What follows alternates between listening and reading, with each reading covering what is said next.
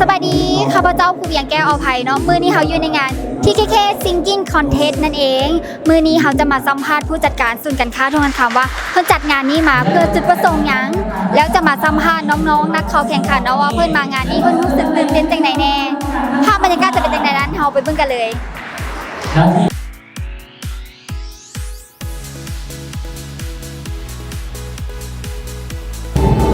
สบายดีตอนนี้เขาก็อยู่กับผู้จัดการศูนย์การค้าทงคำเนาะจะมาถามจุดเริ่มแล้วก็จุดประสงค์ที่เพิ่นจัดงานประกวดครั้งนี้ว่าเป็นจังไดแน่อ้ายโดยสำหรับความคิดหรือว่าจุดประสงค์ในการจัดประกวดการค้นหานักร้องลูกทุ่งที่ทงกันคำมอครั้งนี้เนาะหรือว่า TKK Singing Contest ประจำปี 2019 ครั้งที่1นี่จุดประสงค์เขาก็เพื่อว่าให้วัยหนุ่มหรือว่าเยาวชนบ้านเฮาหันมานิยมและหันมาฟังเพลงลาวให้หลายขึ้นเพลงพื้นบ้านให้หลายขึ้นเนาะเขาจังจัดโครงการนี้ขึ้นมาเพื่อให้กับเจ้ามีความสนใจกับเพลงประเภทนี้หลายขึ้นเจ้าโดยสุดท้ายก็อยากให้อ้ายฝากให้ทุกคนมาติดตามโครงการนี้แน่โดยก็ขอฝากทุกคนไว้กันแล้วกันนะเพราะโครงการนี้เป็นโครงการดีๆเพื่อวัยหนุ่มและก็เยาวชนบ้านเฮาฉะนั้นฝากเสียฝากให้กำลังใจกับเจ้าแดนเนาะเพราะว่ามื้อนี้วันเสาร์ที่23กลุ่ม A เขาจะคัดจาก20คนให้เหลือ10คนแล้วมื้ออื่นวันอาทิตย์ที่24กลุ่ม B จะคัดจาก20คนเซ็นกันให้เหลือ10คนแล้ว20คนทั้ง2กลุ่มนี้จะไปเก็บโตเพื่อให้การโคชชิ่งหรือว่าการเทรนเพื่อที่จะเป็นศิลปินให้สมบูรณ์แบบแล้วมาฟาดฟันตัดสินกันชิงเงินรางวัลกว่า30ล้านกีบในวันเสาร์ที่28ธันวาที่จะมาถึงนี้ทางเฮาจะมีการโฆษณาโดยผ่านสื่อโซเชียลมีเดียต่างๆเนาะฉะนั้นฝากทุกท่านเพราะว่าเขาจะมีรางวัลPopular Vote หรือว่าคนใจประชาชนซึ่งมีเงินรางวัลถึง1ล้านกีบท่านไหนที่โหวตมาแล้วหมายเลขที่ท่านโหวตชนะได้รางวัล Popular Vote ท่านก็จะมีสิทธิ์รับ1ล้านกีบเช่นเดียวกันเนาะฉะนั้นก็ฝากติดตามผลงานของ TKK Singing Contest ประจำปี 2019 ไว้แน่เนาะขอบใจได้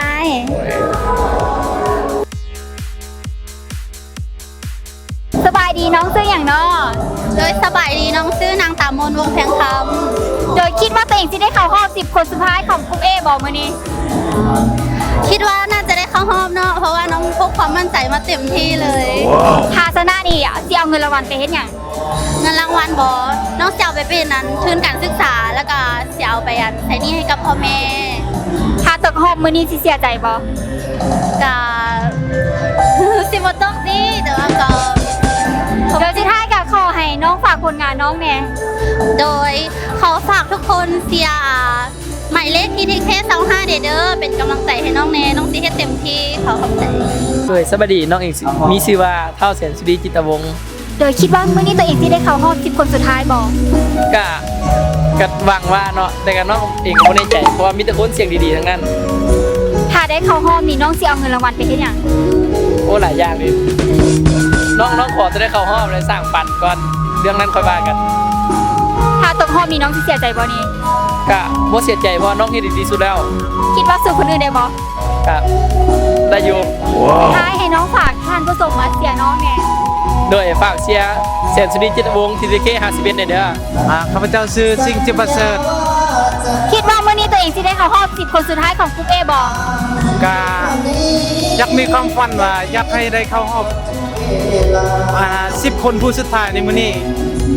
ถ้าชนะนี่สิเอาเงินรางวัลไปเฮ็ดหยังโดยถ้าว่าชนะจะเอาเงินรางวัลนี้ไปนำใส่การเรียนการศึกษา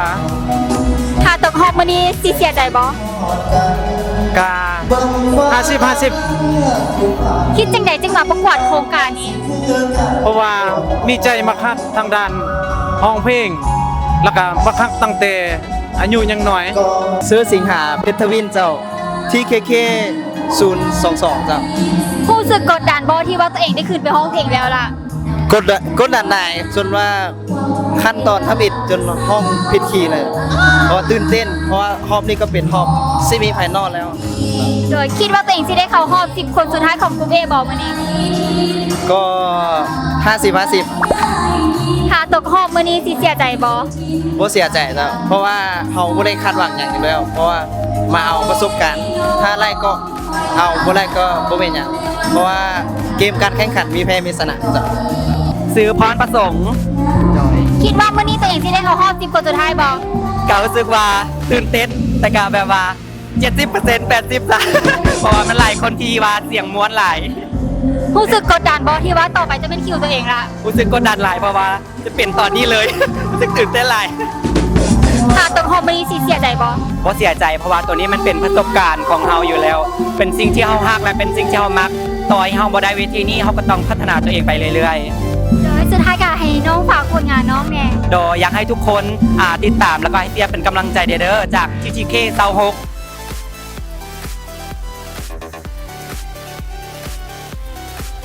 น้องซื้อจันทรีสุญญาไทยเนาะหมายเลขหรือว่า TKK 032นี่เนาะ โดยมื้อนี้รู้สึกตื่นเต้นบอกว่าชีวิตได้ห้องเพลงแล้วไปละ โดยมื้อนี้หันก็บ่แม่นแต่มื้อนี้เนาะตั้งแต่ครั้งแรกตั้งแต่มือเข้ามาประกวดห้องเพลงข้าพเจ้ารู้สึกว่าตื่นเต้นหลายตื่นเต้นขนาดทุกครั้งที่ขึ้นเวทีข้าพเจ้าตื่นเต้นตลอด และมื้อนี้ข้าพเจ้าก็ตื่นเต้นแฮงแต่ว่าหลังจากที่ขึ้นเวทีเนาะและลงจากเวทีลงจากห้องเพลงแล้วรู้สึกว่าใจก็ลงแล้วก็รู้สึกว่าสบายใจ โอเค โดยคิดว่ามื้อนี้สิได้ผ่านเข้ารอบ10 คนสุดท้ายบอ โดยข้าพเจ้าคิดมาก็ยังบ่แน่ใจเนาะก็50-50อยู่ก็แล้วแต่กรรมการเพิ่นเนาะแล้วแต่กรรมการเพิ่นสิตัดสินใจจังใดก็ต้องขอฝากเลยเนาะขอฝากทุกคนขอฝากหมู่เพื่อนแล้วก็ทุกคนที่อยู่ในโซเชียลเนาะ ขอเป็นกำลังใจให้ข้าพเจ้าด้วยเนาะติดตามทางเพจถูกกันทำเฮาเพจถูกกันทำเฮาจะมีคลิปแล้วก็วิดีโอทุกครั้งที่มีงานหรือว่าทุกครั้งที่มีการประกวดเนาะ ชื่อนางจิรพร โดยรู้สึกตื่นเต้นบอที่ว่าได้ห้องเพลงไปละ ตื่นเต้นหลายเนาะแต่ก็รู้สึกว่าเฮ็ดดีที่สุดแล้วก็ภูมิใจ คิดว่ามื้อนี้ตัวเองสิได้เข้ารอบ10 คนสุดท้ายบอก ะแอบหวังอยู่นั่นก็ ถ้าได้ชนะเลิศนี่สิเอาเงินรางวัลไปเฮ็ดหยัง สิเอาไปเฮ็ดทุนการศึกษาใส่ทุนการศึกษาตัวเอง ถ้าตกรอบมื้อนี้สิเสียใจบ่ บ่เสียใจเพราะว่าเฮ็ดเต็มที่แล้ว ซื้อสอน โดยมื้อนี้มาเสียหมายเลขใดเป็นพิเศษบ่ TKK 043เนาะ ที่แค่03แล้วฝากท่านผู้ชมอย่างที่แค่03เนี่ย สู้ๆเอาให้เต็มที่ โดยมื้อนี้เรามีปีส่วนน้ำมาแจกเนาะโดยมื้อนี้มาเสียที่แค่ใดเป็นพิเศษบ่ TTK 022เป็นพิเศษครับ 022คิดว่าเราสิได้ผ่านเข้ารอบ10 คนสุดท้ายบ่มื้อนี้ ก็น่าจะเขารอบสุดท้ายแน่นอนแหละเพราะว่านักร้องเอาถือว่าม้วนมาก โอเคเนาะก็ขอบอกว่า TTK 022เนาะให้ติดตามที่ทุกขันคำแล้วก็ช่วยกันเป็นแรงใจแล้วก็ช่วยเป็นแรงเชียร์ให้กับ TTK เขารอบสุดท้ายเลยเนาะโอเค นี่เอ้ยซื้ออย่างเนาะ พิมพ์ใจ โดยมื้อนี้มาเสียหมายเลขใดเป็นพิเศษบ่เอ้ย TKK 18 ที่แค่18เนาะอยากให้เอ้ยฝากหมายเลขที่แค่18แน่ ฝากเชียร์หมายเลข TKK 18เด้อเจ้า โดยมื้อนี้อ้ายมาเสียหมายเลขใดเป็นพิเศษบ่ TK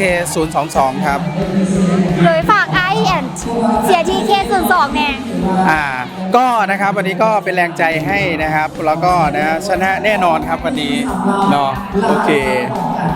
โดยยิ้มเดียวมื้อนี้น้องมีปีส่วนน้ำมาแจกไอาย โอเคขอบ เข้า คุณ ใจเด้อ วันนี้มาเชียร์หมายเลข TKK 22 คิดว่าเราสิได้ผ่านเข้ารอบ10 คนสุดท้ายบ่มื้อนี้ ก็น่าจะ